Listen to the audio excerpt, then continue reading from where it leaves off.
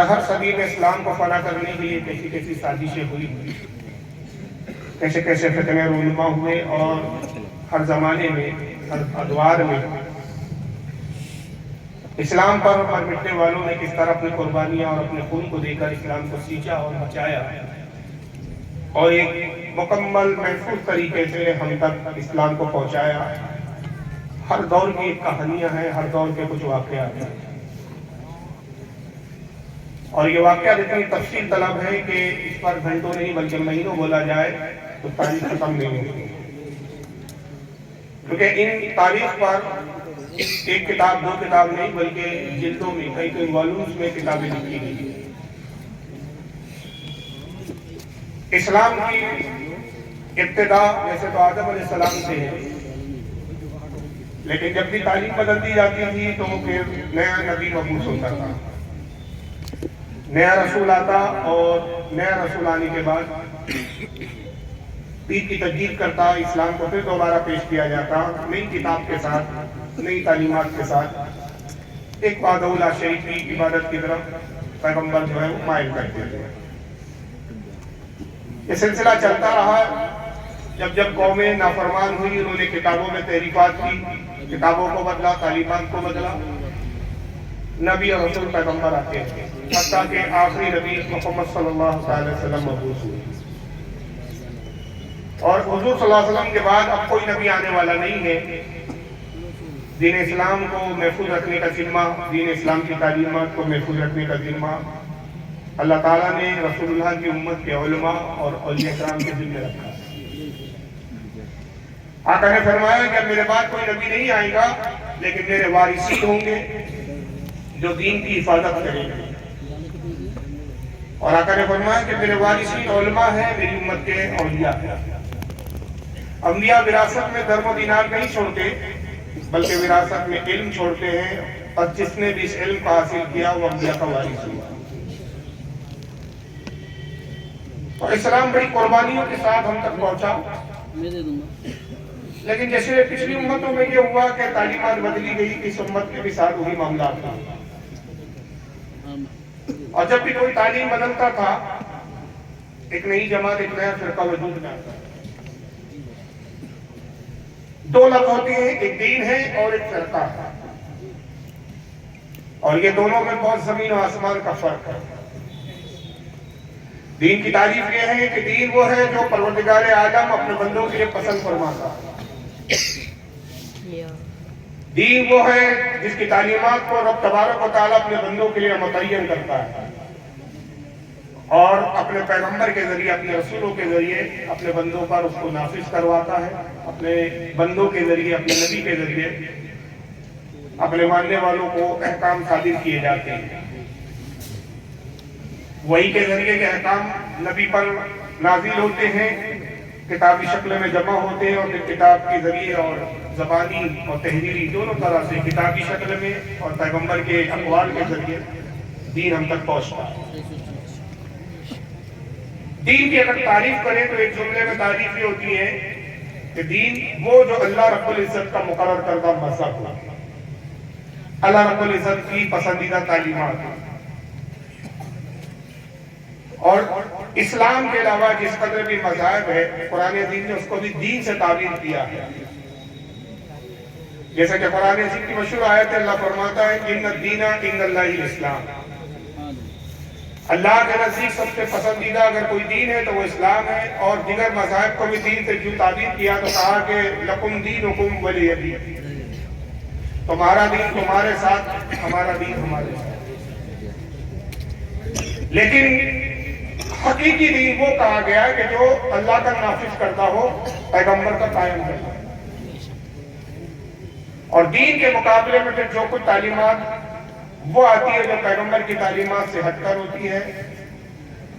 نبی کے منہج سے ہٹ کر ہوتی ہے، اللہ کی پسندیدگی سے ہٹ کر ہوتی ہے، خود ساختہ ہوتی ہے۔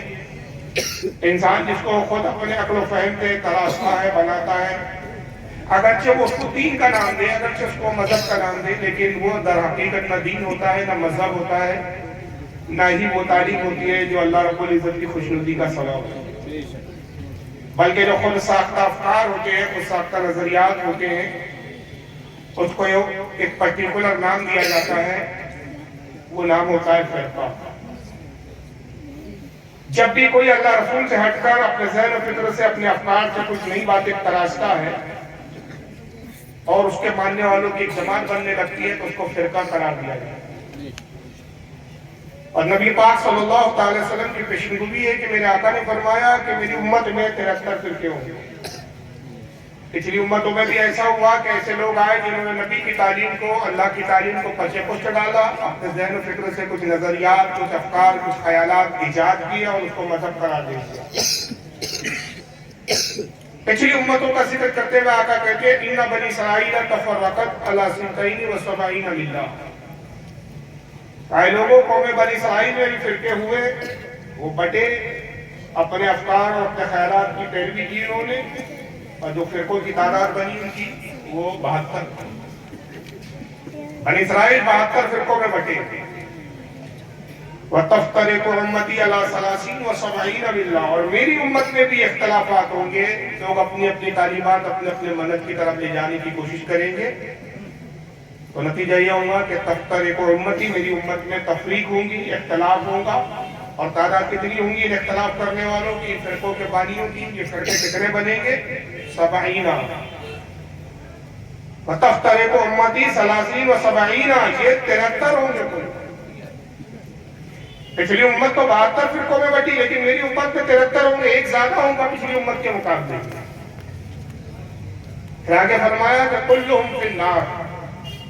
سب کے سب جہنم میں جائیں گے، اس لیے کہ یہ تعلیمات ان کے اپنے ذہن و فکر کی ہوں گی، خدا کی بتائی گی اور نبی کی نافذ کی بھی نہیں ہوگی، کیونکہ ان کے اپنے خیالات ہیں، اس لیے وہ قطعاً جنت کی طرف نہیں لے جا سکتے۔ جنت کی طرف جانے کا اگر کوئی راستہ ہے تو رسول کی تعلیم، اللہ کی تعلیم، اللہ کا مذہب، اللہ کا دین۔ کلہم فی النار، سب کے سب جہنم میں جائیں گے، الا ملۃ واحدہ، آقا نے کہا صرف ایک جماعت ہوگی جو جنت میں جائے گی۔ صحابہ اکرام نے ہم پر بڑا فضل و کرم کیا کہ ہماری رہنمائی کے لیے ایک ایسا سوال پوچھ لیا کہ جس کے جواب نے ہمیں حقیقت کی نشاندہی دی۔ اگر صحابہ اکرام سوال نہ کرتے اور اس کے بعد نبی کا کوئی ارشاد ہم تک نہ آتا،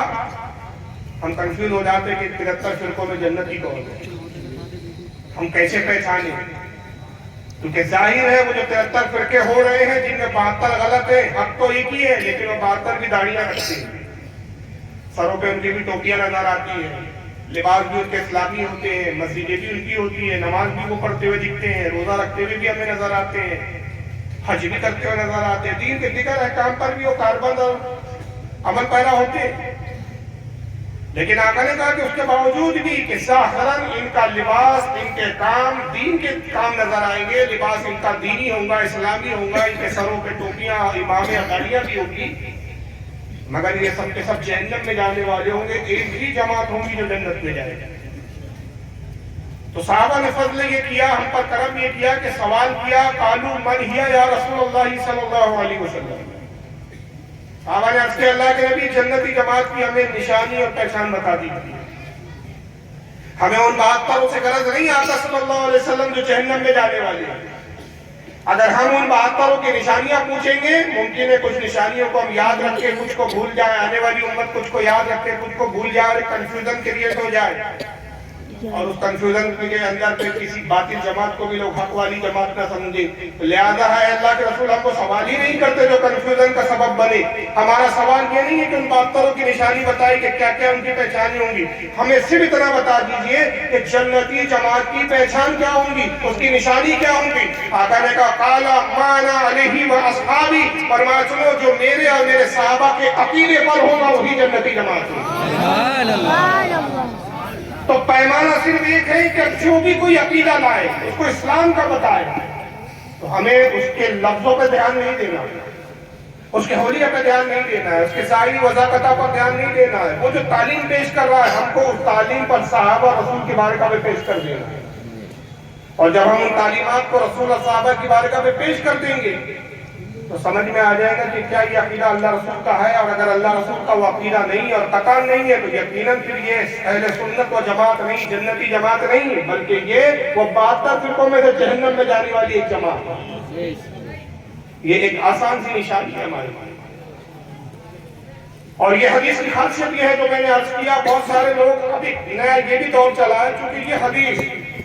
اہل باطل کو اجاگر کر دیتی ہے، حق اور باطل میں امتیاز کر دیتی ہے، تو اہل باطل نے یہ بھی شیوا اپنا رکھا ہے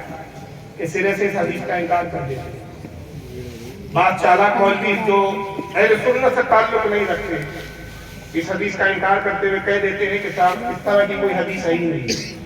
کچھ تو اس طرح کہہ دیتے ہیں بے حیائی بے شرمی کے ساتھ، کچھ میں تھوڑی غیرت ہوتی ہے، کچھ شرم حیا ہوتی ہے، تو کہتے نہیں حدیث تو ہے لیکن صحیح ہے، کہ وہ صحیح کرا کر آتے ہیں۔ لہذا میں علم کی روشنی میں بڑی ذمہ داری سے ذمہ دار اور معتمد علماء کی موجودگی میں ذمہ دار مسند سے میں اعلان کر دوں کہ یہ حدیث نہ تو ضعیف ہے اور نہ یہ معاذ اللہ جھوٹی اور موضوع ہے۔ 18 صحابہ اکرام نے جو اس حدیث کے راوی ہیں، 18 صحابہ اکرام نے اس کو روایت کیا۔ آپ کو حیرانی ہوگی کہ ایسا تاریخ میں کوئی محدث نہیں گزرا، امام بخاری سے لے کر اعلیٰ حضرت تک اگر آپ محدثین کی فہرست اٹھا لیں، کوئی ایسا محدث نہیں ملے گا جس نے اپنی کسی نہ کسی حدیث کی کتاب میں اس حدیث کو نہ لکھا، حتیٰ کہ صحابہ اکرام تک نے اس حدیث کو اپنی کتابوں میں لکھا، یہاں تک کہ سرکار غوث اعظم رضی اللہ تعالیٰ عنہ نے اپنی کتاب غنیۃ الطالبین میں اس حدیث کو نقل کیا۔ تو ترمذی کے اندر یہ حدیث موجود، نسائی میں یہ حدیث موجود، سنن ابن ماجہ میں، ابو داؤد میں یہ موجود، امام بخاری کے تاریخ الکبیر میں یہ حدیث موجود۔ ہر محدث نے، کوئی شاید ہی ایسا محدث چھوٹا ہو، شاید بھی میں اس گنجائش کے ساتھ کہہ رہا ہوں کہ کوئی ایسا لے آئے جو بھائی ان کی کتاب میں دکھا دو، اول تو ہر امام کی کتاب موجود ہے، لیکن میں یہ ذمہ داری سے کہتا ہوں کہ کوئی ایسا محدث نہیں جس نے اس حدیث کا انکار کیا۔ گویا یہ حد تواتر تک پہنچی ہوئی ہے، اور اس حدیث پر ساری امت کا 14 سال سے اجماع ہے۔ اور یاد رکھیے رسول اللہ صلی اللہ علیہ وسلم نے جب اپنی امت کے بارے میں پیشن گوئی کر دی کہ میری امت میں 73 فرقے ہوں گے، تو اب دنیا کی کوئی طاقت ان فرقوں کو ہونے سے روک نہیں سکتی۔ ایسے لوگ آتے ہیں جو مسئلے بن کر آتے ہیں، جو کہتے ہیں ہم فرقہ واریت کو نہیں مانتے، جو یہ لفظ کہتا ہے سب سے بڑا فرقہ واریت کا جو ہے وہ نمائندہ وہ خود ہوتا ہے،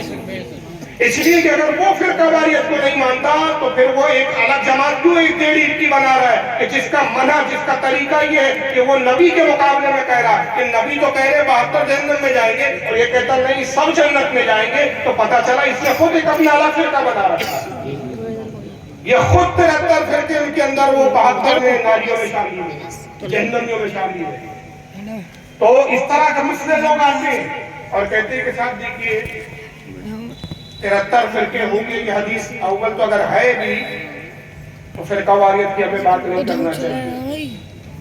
ہم کہتے ہیں ہم فرقہ بنانے کی بات نہیں کر رہے، ہم تو وہی ہے جو پہلے تھے۔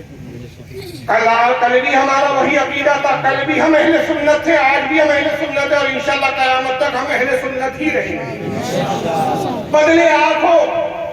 چینج آپ نے کیا ہے، نظریات آپ کے بدلے ہیں۔